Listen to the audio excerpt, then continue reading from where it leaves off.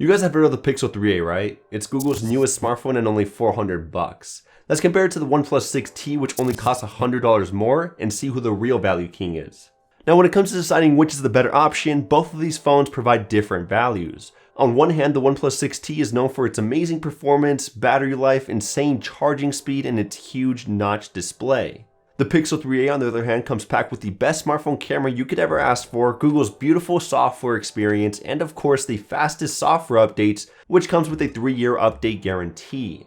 To keep it short, those are the best features that each phone brings to the table. Now, usually with my comparisons, I like to go into detail and compare every little feature, but since the OnePlus 6T has been out for a while now, and the Pixel 3a is just a replica of the Pixel 3 with a few downgrades, I thought I'd save you a few extra minutes and just show you the advantages that each phone provides in more detail. As I said before, the rear camera on the Pixel 3a is nothing short of amazing. Being that it's a copy and paste from the Pixel's 3 rear sensor, you get the same quality, post-processing, and features. Since the Pixel 3 is considered by most to be the best on the market, the Pixel 3a also has the best camera. You're not going to find a budget smartphone that even comes close to producing the same kind of photos that this phone produces.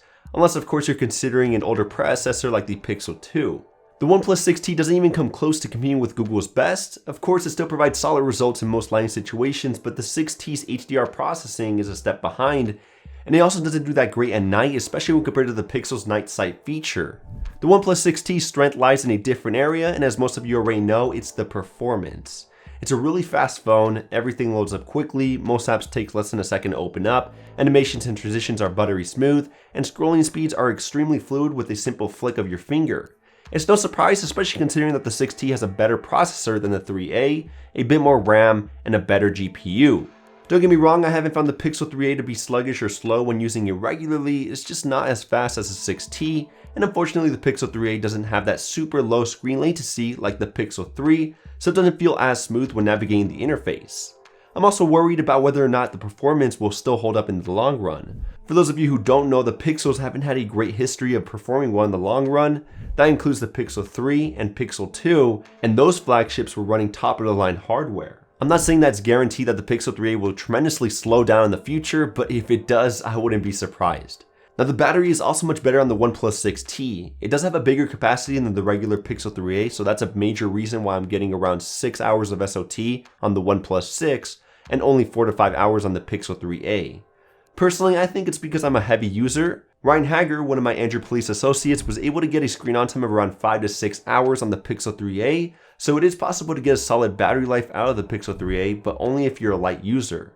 Obviously, a fair comparison would be the 3a XL, but unfortunately I don't have that model, so I can't give my opinions on that device. David Ruddick, one of my other Android Police associates, was able to achieve around 6 to 7 hours of screen on time when using the 3a XL, which is incredible. So from the looks of it, the Pixel 3a XL can last just as long as the OnePlus 6T, while the regular Pixel 3a falls a bit short and is definitely not going to last as long with heavy usage. When it comes to charging speed, even though both devices support different types of fast charging, the 6T still takes the cake. It charges a bit faster than the Pixel 3a since the charging brick is 20 watts and the Google's brick is 18. Now for the juicy part. Both devices provide a spectacular software experience. OxygenOS is great on the OnePlus 6T, and Google stock software really shines on the Pixel 3a. Both are running Android 9 out of the box, but personally I'm a bigger fan of the Pixel experience just because of the exclusive features that come with every Pixel device. Things like screen call to avoid answering robocalls or telemarketers. Google Duplex only in the US to make Google Assistant do things like make a restaurant reservation for you. Playground mode within the camera is a fun way to make funny videos or pictures. The Now Playing feature lets you know what song is currently playing in the background. Active Edge so I can squeeze the phone to bring up Google Assistant. And Digital Wellbeing to monitor my phone's usage and limit the amount of time that I spend using specific apps. And the last cherry on top is the fact that the Pixels are always first in line to receive the latest Android software updates, and the Pixel 3a is no exception to this rule. Don't get me wrong, I still love OxygenOS. Some of my favorite features on the OnePlus phones are the custom OnePlus navigation gestures, quick gestures which are excellent for controlling certain aspects of the phone even when it's locked, gaming mode so I can experience the best gaming experience with no interruptions, app locker to lock any app with a passcode or biometric method, and parallel apps which lets you duplicate the apps so you can be logged into multiple accounts on services that usually only allow a single login. Examples include Snapchat, Facebook, or Twitter. I'm only scratching the surface here on what each phone provides within the software. Trust me, whichever device you choose, the software experience will be great no matter what. Lastly, neither of these phones are exciting to look at. There's nothing flashy here. That's why I recommend you pick up a skin from D brand to spice things up a bit. You can't go wrong with a black matrix or black camel series. It gets rid of all those oil stains and fingerprints on the back of the phone. And if you don't like rocking a case, then you should at least pick up a skin so you can give the device a bit more grip. I'll drop a link down below. Anyways, even though both phones aren't that exciting, the OnePlus 6T still looks and feels a lot better than the Pixel 3a.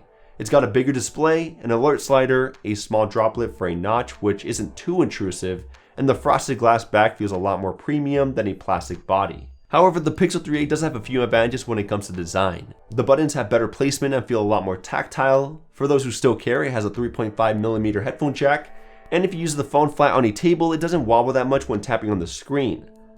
The 6T rocks back and forth a lot when you press on the edges due to the camera bump being in the top center. The fingerprint sensor on the back of the 3a is also much faster and works a lot better than the in-display fingerprint sensor found on the OnePlus 6T. Thank goodness that they improved this on the OnePlus 7 Pro, or that would have been embarrassing. However, just for the record, Face Unlock on the 6T still unlocks a lot faster than the Pixel's fingerprint sensor. A few last things that I wanted to mention is that neither of these phones have wireless charging, expandable storage, or an official IP rating for water resistance. A few extra features that the OnePlus 6T has and the Pixel 3a doesn't have include more and faster storage. The 6T has a base model of 128GB with up to 256GB of options, all UFS 2.1, while the Pixel 3a only has one model for storage at 64GB and it's slower eMMC. The OnePlus 6T also has a better display protection with Gorilla Glass 6 versus the Dragon Tail glass on the 3a.